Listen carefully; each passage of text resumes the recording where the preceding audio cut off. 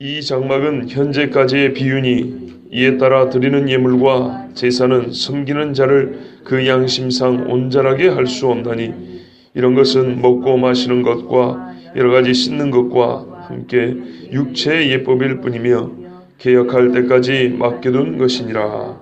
아멘. 지금까지 장막 이야기를 많이 했는데 이것은 비유라 그랬습니다. 모형이라는 뜻입니다.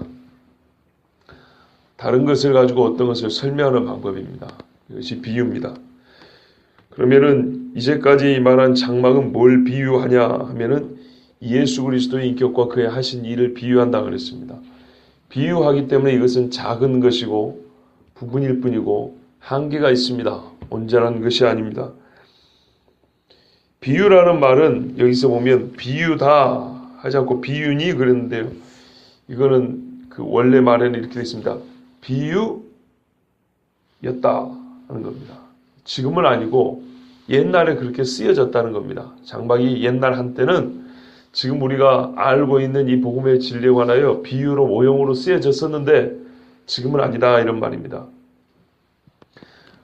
어제 우리가 들었던 말씀 중에 일찍 죽임을 당한 것 같더라. 어린 양 이야기를 했습니다. 과거 아주 오랜 때 죽임을 당하고 과거 어느 때 다시 살아나서 지금까지 살아있는 그런 것처럼 여기서 비유니 이런 말도 옛날에 장막이 과거 어느 한때 비유였었고 지금은 그 기능이 다해서 없다라는 말입니다. 비유라 그랬기 때문에 아마 그 당시 사람들도 이 비유인 것을 알았어야 되지 않을까 생각이 듭니다. 만약에 비유인지를 모르고 즉 모형인지 모르고 원문의 모형이라고 해요. 모형인지 모르고 자기가 제사 드리고 있었다면 그건 어떻게 보면 그대로 속인 거 아닌가 생각이 듭니다. 그렇지 않습니까? 그 사람들 그게 다인 줄 알았다면 자기들이 하고 있는 행위의 진상을 모른다면 그건 하나님께서 구약시대에 살았던 사람들을 속인 게 아닌가. 좀 불경한 표현인지 모르지만 말이 그렇지 않습니까? 모형에 불과한 걸 진짜인 줄 알고 1500년 동안 제사를 지냈다면 이거는 정말 너무나 큰 사기죠. 그런데 그들에게 하나님께서는 이것은 참것의 그림자여 모형이라는 것을 일찍이 가르쳐 줬습니다. 예를 들면 모세가 장막에 들어가서 하나님을 뵙고 나오는데 얼굴에 뭐가 났다고요? 광채가 있더라 그랬어요. 광채가 있는데 모세가 그걸 가렸다 그랬습니다. 이 수건으로 얼굴을 가렸다 그랬어요. 이렇게 가렸다고요. 그리고 시간이 좀 지나면 이 광채가 사라졌다 그랬습니다. 이에 대하여 고린도 후서 3장에 보면 뭐라고 그랬냐면 사람들이 이 광채를 보고 이거를 우리 표현하면 오리지널인 줄 알고 오해할까봐 이건 진짜가 아닙니다 라는 의미로 가렸다 그래 되어 있습니다. 고린도후서 3장 13절에 우리는 모세가 이스라엘 자손들에게 장차 없어질 것에 결국을 그 끝을 주목하지 못하게 하려고 이게 없어질 것에 불과한데 이 영광을 보고 이야 저 영광을 보니 하면서 사람들이 오해할까봐 이거를 못 보게 하려고 오해하지 못하게 하려고 수건을 그 얼굴에 쓴 것 같이 아니하노라. 우리는 그렇게 안 한다 이 말이에요. 왜냐? 이거는 진짜 오리지널이기 때문에 예수 그리스도를 만나서 예수를 말미암아 우리가 그 영광에서 영광으로 들어가니까 이거 가릴 필요가 없는데 모세는 가렸다는 거예요. 왜요? 오늘 우리가 새 언약의 직분을 받은 이야기가 앞에 나옵니다. 우리는 새 언약의 일꾼으로 부름을 받았는데 모세는 자기가 새 언약의 일꾼인 것처럼 오해받을까 봐 이거는 장차 오실 모형에 불과하다고 오해하지 마세요 하고 이렇게 가렸다는 겁니다. 근데 오늘 우리는 왜요? 안 가린다고요. 우리가 가리면 우리가 거짓말하는 자가 된 거예요. 참것이 왔기 때문에. 바울이 모세가 수건으로 얼굴을 가린 이유를 말해줬어요. 눈이 부셔서 가린 게 아니에요. 사람들은 시각적 효과에 매우 약합니다. 뭘 보느냐 너무 약해요. 제가 일찍이 몇 번 말씀드렸지만 혹시 못 들은 분이 혹시 아니라 계시기 때문에 말씀드립니다. 저기 구이역에 가면요. 큰 배, 범선 모양으로 이 식당이 있어요. 보리밥 뷔페집이 있습니다. 괜찮아요. 근데 그 집에 어느 날 갔더만 이 옛날에 양은 냄비라 그러죠. 노수로 된 냄비 있잖아요. 요만한 냄비에 밥을 비벼 먹어요. 괜찮아요. 그런데 이제 손님들이 한참 왔다 가면은 수백 개를 설거지를 해가지고 물 빼려고 엎어가지고 그 식탁에 쫙 쌓아놓습니다. 그것을 보는데요, 예사롭게 보이지 않는 거예요. 저게 냄비다, 저게 밥그릇이다 이렇게 보인 게 아니고 뭔가 이 영적 기운이 느껴지는 거 있죠. 놋덩어리들이 수백 개가 이렇게 쫙 쌓여져 있으니까 예사롭게 안 보이는 거예요. 제가 그래서 말씀드렸잖아요. 만약에 우리가 북한을 갔는데 김일성 동상이 30m짜리가 쫙 서 있다. 그 앞에서 누가 보든지 말든지 침을 쉽게 뱉을 수 있겠냐? 내 기독교인이라고. 그 쉽게 안 되는 겁니다. 두라평지에 신상을 쫙 수십 미터짜리 세워놨는데 거기서 막 휘황찬란한 막 사람들의 그 옷을 막 입고 막 제사장들이 이상한 옷 입고 나오잖아요. 막 깃발을 휘두르고 나오고 음악을 막 크게 틀었는데 거기서 그 분위기에 절하라 하는데 절을 안 하고 꿋꿋이 머리를 들고 있다. 보통 어려운 일이 아닙니다. 그래서 제 기억으로는 존 스토트라고 영국의 유명한 복음주의자 목사가 있는데요. 이 양반의 한 가지 아쉬운 건 우리가 죽으면 영혼이 없어진다. 구원 못 받은 사람들은 지옥에 가는 게 영혼이 없어진다는 이상한 영혼 멸절론을 주장해가지고 이게 좀 문제긴 한데 어쨌든 그분이 제 기억으로는 읽은 글에 보면 태국을 갔는데 불상 중에 이 와상이 있어요. 누워있는 것들. 예, 불교가 이렇게 자빠져갖고 돈 좀 주세요 이런 그런 불상이 있지 않습니까? 수십 미터짜리가 있다는 거예요. 그걸 보았더니 경외심이 생기더라. 영국의 최고의 복음주의자라고 했던 존 스토트 목사가 그런 말을 했어요. 자기가 불교를 믿게 됐다는 얘기가 아니고 사람의 눈이 그렇다는 거예요. 압도적인 광경을 보면 경외감이 생기지 쉽게 무시할 수 없다는 거예요. 그러니 우상 숭배자들이 그 많은 돈을 들여가지고 엄청난 우상의 형상을 만들어가지고 조각해가지고 세우는 이유가 거기에 있습니다. 사람들은 저게 돌인 줄 알아요. 금 붙이고 쇠 붙이고 나무로 만든 줄 알면서도 쉽게 거기다 침을 못 뱉습니다. 손가락질을 못합니다. 희한하게도. 근데 마지막에 저 그리스도가 신상을 하나 만들어 놓고 희한한 능력을 줬는데 그 입을 열어가지고 말을 하게 한다 하면 사람들이 고개를 숙일까요? 안 숙일까요? 숙이죠. 교회에 나왔지만 예수 그리스도를 참 것에 뭡니까? 그림자도 모르고 참 영광이신 예수님을 모르고 그냥 교회만 들락날락 한 사람은 반드시 거기 절하게 되어 있습니다. 어제 읽으신 대로 요한계시록에 장세로부터 죽임당한 어린 양의 생명책에 기록되지 못한 자는 짐승에게 경배하더라. 반드시 그렇게 되어 있습니다. 우리가 예수를 지금 믿어도 지금 우리 눈앞에 불상이 50m짜리 100m짜리가 세워져 있으면 쉽게 그거를 무시하고 지나가지 못하는 것처럼 희한한 능력을 준다 하면은 마귀가 할 수 있는 능력은 광명의 천사로 가자한다 그랬습니다. 그러면 넘어가고요. 그 앞에서 우리는 저주하지는 못하고 믿음이 연약한 자들은 고개를 숙이게 되어 있습니다. 그래서 지금부터 부지런히 기도하고 깨어있고 준비해야 됩니다. 이에 따라 드리는 예물과 제사는 섬기는 자를 그 양심상 온전하게 할 수 없다 그랬어요. 왜요? 모형이니까. 말하자면 껍데기니까. 외적인 것에 불과하고 알맹이가 없는데 어떻게 양심상 온전하게 할 수 있겠습니까? 여기에 물이 없는데 제가 이렇게 물을 마시는 표정을 진다고 해서 어떻게 목이 시원하겠습니까? 들어있으니까 시원하죠. 양심이란 건 사람의 가장 깊은 것입니다. 이것을 온전하게 할 수 없답니다. 그렇죠. 왜 그렇습니까? 바깥에 서 있었거든요. 섬기는 자를 양심상 온전하게 할 수 없었다 그랬어요. 여기를 누구만 제사 지내는 나를 말하는 겁니다. 제사장 얘기하는 거 아닙니다. 내가 내 죄 때문에 재물을 가져왔어요. 제사장에게 이거 좀 바쳐달라고. 근데 나는 어디 있어요? 저 바깥들에 서 있어요. 내가 짐승을 잡습니까? 불에 태워봤어요? 내가 물두멍에서 손을 씻었습니까? 내가 각을 떠서 그걸 하나님 앞에 태우고 그 피를 가지고 와서 이 성소에 들어와서 발라봤습니까? 성소에 이 천막 안으로 들어와 봤습니까? 천막 안에도 들어오지 못한 자가 어떻게 하나님의 임재를 알겠습니까? 분명한 사실은 내 몸은 저 바깥에 서 있었습니다. 짐승을 데리고 와서 내가 안수를 하고 제사장에게 넘겨줬지. 그 다음에 제사를 지내는 것, 하나님 앞에 그 향을 들고 가는 것, 그 피를 들고 와서 뿌림을 받는 것, 이거는 내가 한 일이 아니에요. 제사장이 한 거지. 제사장은 이 성막 안에 들어올 때 엄숙하고 떨리는 마음으로 들어옵니다. 나는 그 떨리는 기운을 느껴본 적도 없어요. 관망자지. 그렇죠. 나는 밖에 있었어요. 1년 1차에 지성소에 들어와서 벌벌 떨면서 들어온 제사장의 그 두려움, 나는 경험해 본 적이 없어요. 근데 어떻게 양심이 온전해질 수 있겠습니까? 생각을 해보십시오. 교회 주차장에 차만 세워놓고 여기서 들락날락 몇 걸음 하고 간 사람하고, 예배 끝나와서 밥만 먹고 간 사람하고, 예배 전에 와서 성도들 인사만 하고 예배 드리기 전에 가버린 사람하고, 예배 드려 초창기에 기도할 때 에이 싫다고 집에 가버린 사람하고, 끄트머리 축도할 때 얼른 나가자고 챙겨 나가버린 사람하고, 끝까지 다 드린 사람하고 같을까요? 다를까요? 다르죠.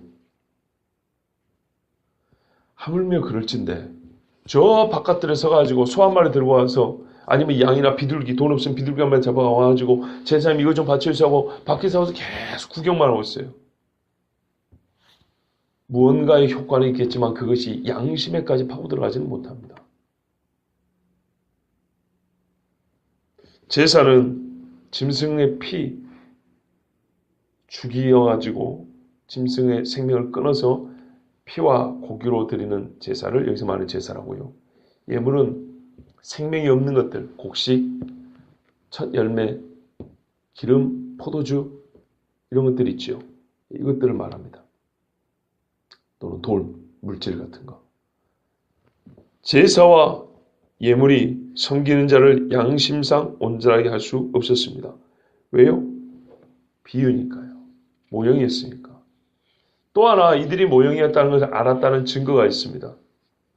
예를 한번 들어볼게요. 여러분 예수님 믿고 있지요? 예수님이 잘생기셨던가요? 못생기셨던가요?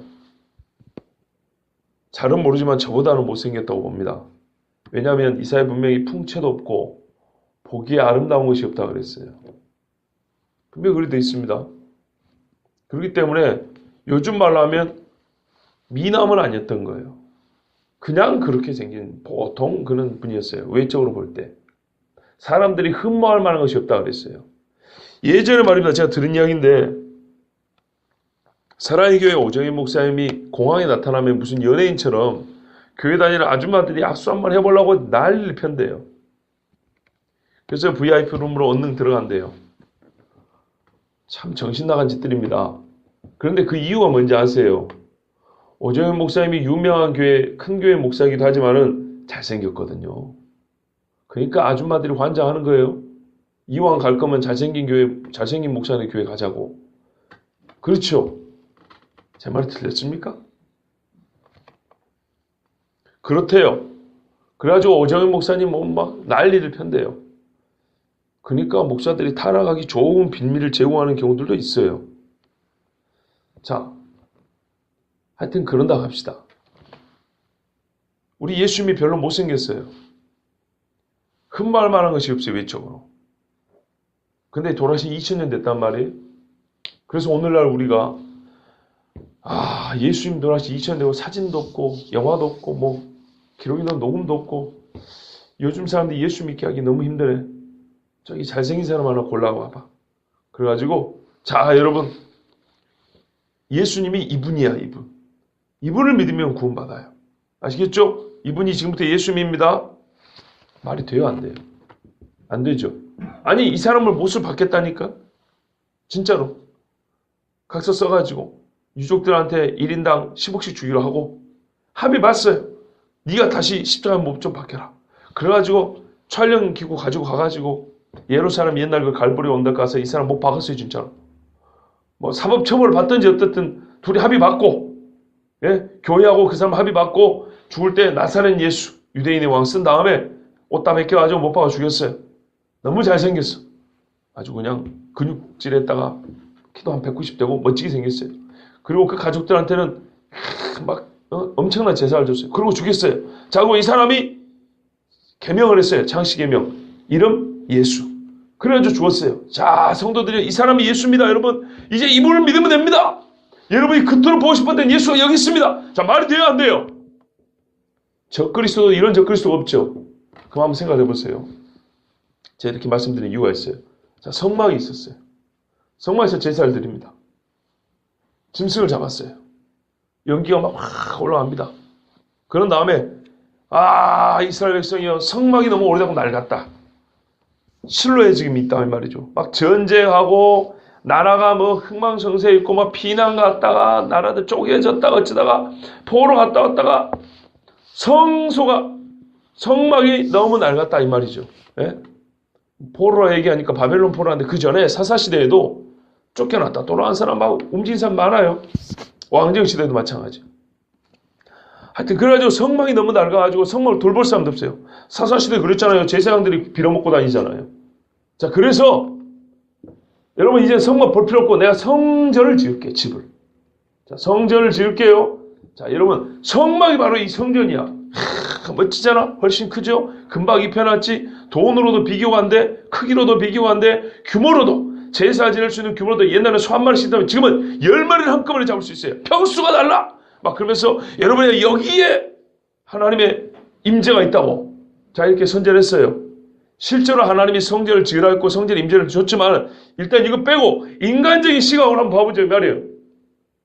옛날에 성막이 작기 때문에 나는 크게 지어놨고 성막이 볼품없기 때문에 큰 성전을 지어놨어요. 금으로 막 둘러놨어요. 옛날에 나무로 지어놓은 거 백향목 훨씬 좋은 걸로 대리석으로 막 지어놨어요. 만약에 여러분 성막이 오리지널이라면 잘 보세요. 성막이 오리지널이라면 아무리 성전을 멋지게 지어놓은들 그렇게 하면 됩니까? 안 됩니까? 안 되죠. 무슨 말씀인지 이해가 되세요?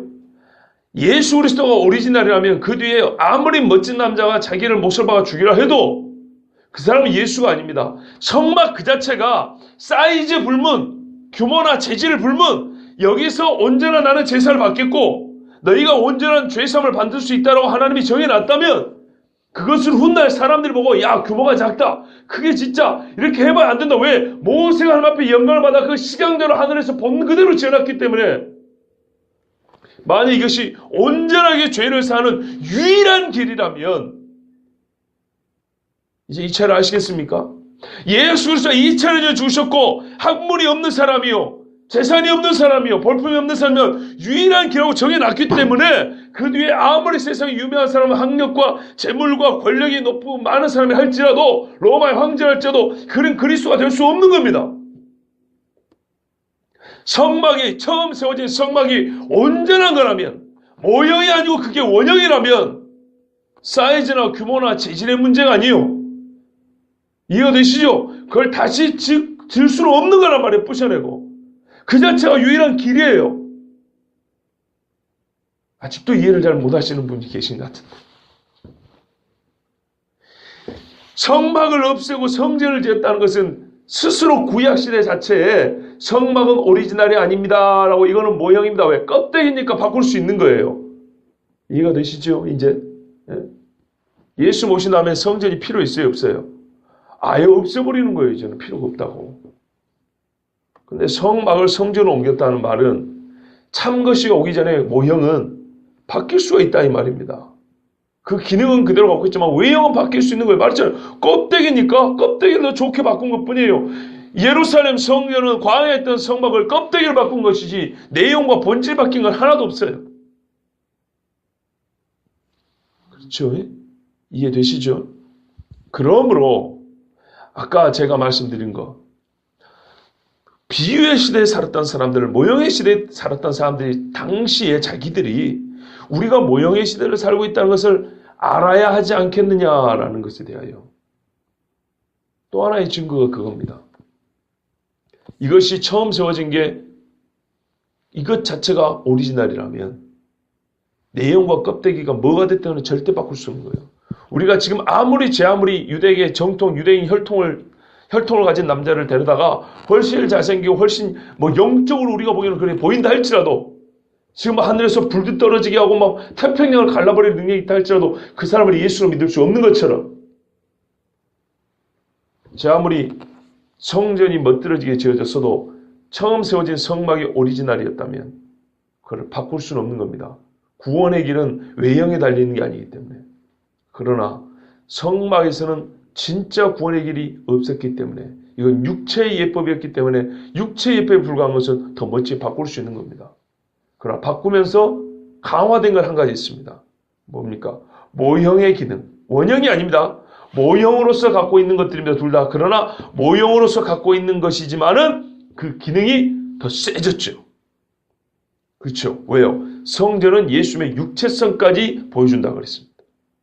그가 하는 일은 성막에서 보였지만 성전은 예수님이 하실 일을 더하여 예수님의 육체가 얼마나 존귀한지 그것까지 보여준다고 그랬어요. 왜 그렇습니까? 복음서에 보면 예수님이 자기를 가리켜 뭐라 그러죠? 성전이라고 합니다. 나는 성막이라고 표현하지 않습니다. 예수님이. 성전이라고 그럽니다. 그렇죠? 너희가 이 성전을 홀라 3일 만에 내가 일으키리라. 우리 보고 뭐라 그럽니까? 성막이라고 하지 않고 성전이라고 그럽니다. 너희는 성령이 거하는 전인 줄 알지 못하느냐. 각 사람마다 성전이요 서로 이렇게 지어져 가느냐 이렇게 표현했단 말이에요. 똑같은 기능을 하고 있는데 왜 너희는 성막이요 하지 않고 성전이라고 그랬냐 이 말이에요. 같은 껍데기에 불과하지만은 성막에 비하여 성전은 훨씬 영광스럽습니다. 그죠? 모형이지만 하나님의 임재가 표현하자면 더 크게 나타났습니다. 그래서 비유컨대 우리를 말하기를 그 길은 왜 더 컸냐? 성령이 더 강하게 임재하고 더 큰 영광으로 우리에게 보여줬기 때문입니다. 말하자면 우리를 그렇게 나타낸 겁니다. 그리고 예수님은 친히 그 성전이 되어 무너질 것이고 다시 세워지죠. 하늘에 계신 성전으로 다시 세워지죠. 그런 것처럼 우리가 그리스도와 연합됐기 때문에 우리의 존귀한 모습을 성막이라 하지 않고 성전이라 표현합니다. 모형은 모형이지만 모형으로서 기능은 더 확대되고 크게 된 겁니다. 자, 어쨌거나 비유의 시대에 살았던 사람들은 자기가 비유의 시대에 살고 있었던 것, 모형의 시대에 살고 있었던 것을 모를 수는 없었던 겁니다. 모른다면 이건 하나님의 계시가 율법의 가르침이 부족해서 아니고 사람들의 마음이 듣기에 둔한 것입니다. 그냥 형식적으로 제물을 바친 것입니다. 훗날 가면 뭐라 그럽니까? 참 귀찮다. 진짜로요. 말라기서에 가보세요. 참으로 귀찮다. 바벨론 포로까지 갔다 온 후에 개혁이 됐지 않습니까? 이스라엘 느헤미야 시대에 개혁이 됐는데도 그 사람들 죽고 나니까 또다시 도라미 탑을 귀찮다. 눈먼 것, 몸 상한 것 이런 것들을 바치면서 하나님의 율법이 참으로 우리를 귀찮게 하는도다 이랬어요. 그러면서 우리가 뭐 하나님 걸 도둑질했나? 그냥 바칠 거 바쳤지. 이런 소리를 했어요. 우리 주님이 뭐라 그랬습니까? 너희는 도둑놈들이라고 그랬습니다. 모형의 시대에 살았던 사람은 그 양심상 깨끗하게 할 수 없나니 시간이 아무리 흘러도 양심은 전혀 깨끗하게 하지 못했어요. 결국 바깥들에 있는 사람은 성막이 됐던 성전이 됐던 바깥들에 있었던 겁니다. 이런 것은 먹고 마시는 것과 여러 가지 씻는 것입니다. 먹고 마시는 거, 밥 먹는 거 얘기하는 거 아닙니다. 짐승의 재물을 말하는 것고요. 포도주, 이걸 먹고 마시는 것을 표현한 겁니다. 씻는 것, 물두멍에 손 씻는 겁니다. 재물 씻는 것, 부정함을 씻는 것. 이런 것들을 해봐야 뭐라고요? 이거는 육체의 예법입니다. 무가치한 아닙니다. 절대 오해하시면 안 돼요. 지금 무가치한 얘기한 거 아니에요. 좋은 것과 더 좋은 것을 비교하는 차원에서 얘기한 것이지 좋지 않은 것과 좋은 것을 얘기하는 거 아닙니다. 지금 우리는 좋은 것이지만 이건 몇 번을 강조했습니다. 좋은 것이지만 예수님과 비교했을 때 얘기하는 겁니다. 육체의 예법에 불과했습니다. 그래서요. 개혁할 때까지 맡겨둔 것이라 그랬어요. 이 맡겨둔 것이라는 표현이 이런 표현이라고 그럽니다. 뭐냐면요. 우리가 이 몸이 힘들잖아요. 그럼 이렇게 기대죠. 그렇죠. 기대서 쉽니다. 근데 여기서 맡겨둔 표현은 뭐냐면요. 내가 지게를 벽에다 세워놓고 기대서 쉰다는 그런 뜻이 아니고 짐하고 짐을 서로 기대놨다는 거예요. 짐하고 짐을. 한쪽은 짐이 아니고 내가 짐인데 이걸 쉬게 하여 짐이 아닌 것에 내 짐을 개어놓은 게 아니고 짐과 짐이 서로 맞닿아 있다는 말입니다. 그래서 쉬는 것 같으나 결국은 이 두 짐을 내가 져야 되는 그런 꼴이라는 거예요. 그런 의미에 맡겨뒀다는 표현입니다. 그러니까는 뭐예요? 진짜 쉼이 올 때까지 우리가 쉼을 얻는 것 같으나 오히려 짐을 지고 있는 상태를 말합니다. 이걸 소위 멍해라고 그러죠. 갈라디아서 5장 1절에 형제들아 너희가 자유를 위하여 부르심을 받았으니 다시는 종의 멍에를 매지 말라. 말씀 기억나죠? 근데 우리는 이 21세기에 사는 사람들 그 말씀 어떻게 생각하냐? 내가 많은 죄를, 예를 들어서 내가 간음을 했어요. 내가 살인을 했어요. 교회 와요. 목사들은 회개하라 소리 안 해요. 여러분 자유하십시오 소리만 해요. 그러면 자기는 전혀 회개할 필요 없어요. 죄책감만 따로 떼가지고 저기다 버려놓으면 돼요. 그런 식으로 그런 말을 써요. 종의 멍에를 매지 말라. 종의 멍에를 매지 말라 그랬지 회개하지 말라 소리가 아니거든요. 회개를 해야 용서를 받아야 그 멍에가 없어지는 건데 회개 안 해요. 복음은 죄책감을 잊게 만드는 것이지 죄를 없애주는 것은 아니죠. 그따위 식으로 성경을 본단 말이에요. 그런데 더더욱 문제는 갈라디아서 5장 1절의 말씀은 그런 말씀도 아니에요. 원래 갈라디아서 말씀은 율법 이야기하는 거예요. 율법을 부지런히 지켜. 왜? 4장에 약속의 자녀와 율법의 자녀하고 하갈 이야기하고 사라 이야기가 나오거든요. 그 이야기를 한 다음에 나오는 거예요. 우리가 세상에서 죄 짓고 난 이야기는 복음서로도 충분해요. 회개하라. 너 이거 회개치 않으면 똑같이 실로암 망대 무너지는데도 망대 무너져 죽으리라 그랬어요. 갈라디아서 5장에 종의 멍에를 매지 말라는 얘기는 더 이상 율법을 지켜가지고 하나님 앞에 끙끙거리면서 의를 얻어보겠다고 그런 부질없는 짓 하지 말라는 거예요. 왜? 이거는 육체의 예법일 뿐인데 육체의 예법을 지키는 주제에 양심의 온전함을 받겠다고 애를 쓰니 그 짐이 얼마나 무겁겠습니까? 되지도 않을 걸 하고 있는데 그런 짓 하지 말라고 준 말씀이지 회개할 필요가 없다. 죄책감 가질 필요가 없다. 아니에요. 성경과 기독교는요. 세상 어느 종교보다 죄책감을 강조합니다. 너는 죄인이라고 불러버립니다. 죄책감 가지라고요. 세상의 심령은 죄책감을 가질 필요가 없다고 말합니다. 그런데 성경 그렇지 않아요. 죄책감을 지라고 말합니다. 왜요? 이 죄책감이란 양심이요. 회개를 하게 하는 근거가 되는 겁니다. 예?